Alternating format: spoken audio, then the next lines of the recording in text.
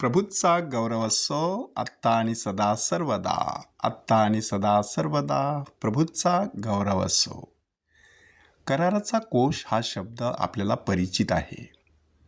मात्र जुन्या करारामध्ये जसा कराराचा कोश आहे तसाच नव्या करारामध्ये सुद्धा कराराचा कोश आहे.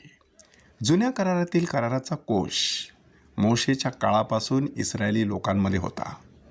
त्या कराराच्या कोशामध्ये 3 महत्त्वाच्या गोष्टी होत्या. 10 आज्ञांच्या पाट्या, वरून पडणारा मान्नाचं सुवर्णपात्र आणि अहरोनाची काठी. ह्या 3 गोष्टी 3 महत्त्वाच्या सत्यांचं प्रतीक होतं की परमेश्वराने दिलेल्या 10 आज्ञा ह्या त्याने स्वतःच्या बोटाने लिहिलेल्या होत्या. म्हणजे तो परमेश्वराचा जिवंत असा शब्द होता. त्या 10 आज्ञांचं पालन करायचं आणि सार्वकालिक जीवनाचा पृथ्वीवरच अनुभव घ्यायचा, अशा प्रकारच्या त्या 10 आज्ञा. मान्ना आणि मान्नाचं सुवर्णपात्र कसलं प्रतीक आहे की परमेश्वर मानवाच्या सगळ्या गरजा पुरवत असतो. त्यातील पहिली गरज असते अन्न. ती अन्न ही गरज अरण्यामध्ये इस्रायली लोकांना विशेषरित्या जाणवली. भुकेने कासावीस झालेले इस्रायली लोक मोशेविरुद्ध, अहरोनाविरुद्ध आणि परमेश्वराविरुद्ध कुरकुर करू लागले. तेव्हा परमेश्वराने देवदूतांची भाकर मानवांना खायला दिली, तो मान्ना. त्या मान्नाचं सुवर्णपात्र किंवा मान्नाचा अंश असलेलं सुवर्णपात्र त्या कराराच्या कोशामध्ये होतं. म्हणजे ही स्वर्गातून उतरलेली भाकर होती. आणि तिसरं प्रतीक होतं अहरोनाची काठी. अहरोन लेवी वंशातला आणि लेवी वंशामध्ये याजकपद अहरोनाच्या घराण्याकडे देण्यात आलेलं होतं.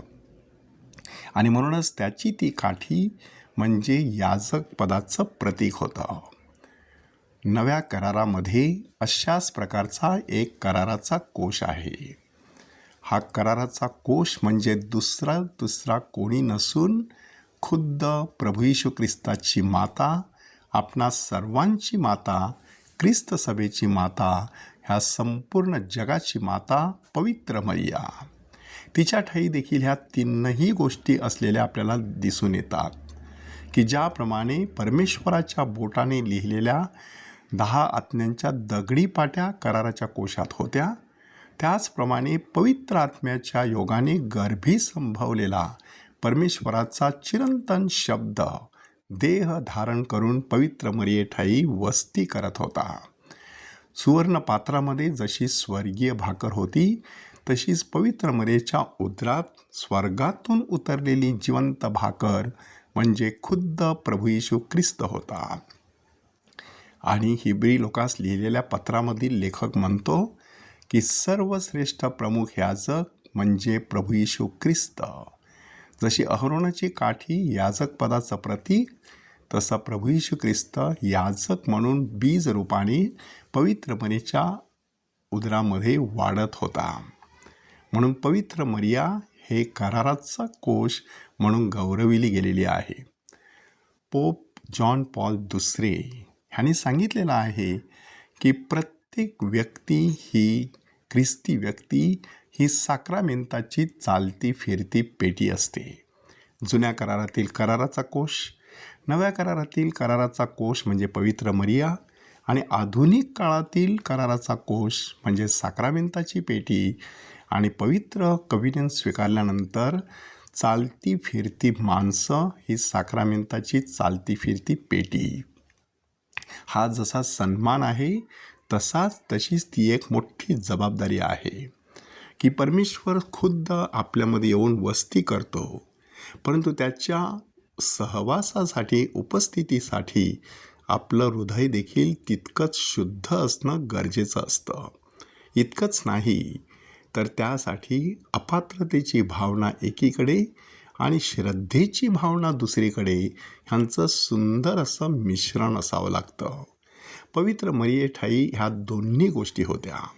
आजच्या शुभवर्तमानामध्ये जेव्हा येशूला सांगण्यात आलं की तुझी आई, तुझे भाऊ तुला भेटायला आलेले आहेत, आणि येशूने विचारलं, कोण माझी आई, कोण माझे भाऊ, जे माझे वचन ऐकतात आणि त्याप्रमाणे वागतात, तीच माझी आई, तीच माझी बहीण, तोच माझा भाऊ. आणि म्हणूनच इथे येशूने एक महत्त्वाचा मुद्दा आपल्यासाठी दिलेला आहे की आपल्याला देखील कराराचा कोश बनायचं असेल तर परमेश्वराचा शब्द आपल्या हृदयात साठवला पाहिजे, आपल्या ओठांतून प्रकट केला पाहिजे, आपल्या कृतीतून आचरणात आणला पाहिजे. आणि त्याचबरोबर प्रत्येक व्यक्ती ही सामान्य याजकपणामध्ये देखील सहभागी होत असते.